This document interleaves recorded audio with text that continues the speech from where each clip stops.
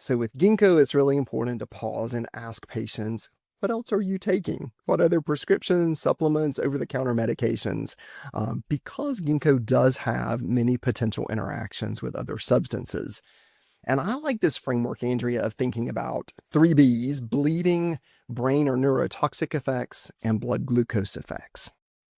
So I'll get us started with the first B for bleeding.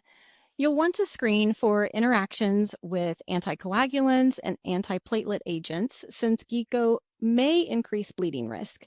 More specifically, ginkgo has been reported to increase bleeding risk in some people when taken with warfarin, possibly due to its antiplatelet effects.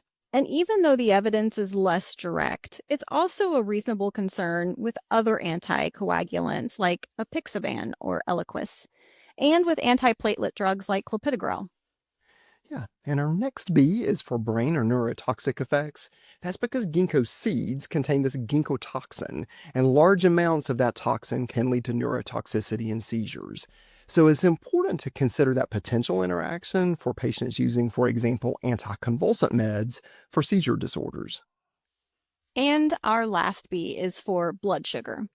In patients taking oral hypoglycemic agents, ginkgo has been associated with higher blood glucose after an oral glucose tolerance test, possibly because it increases hepatic metabolism of insulin. So it's worth being mindful of a potential interaction between ginkgo and other medications for diabetes and monitoring glucose more closely if someone wants to use it.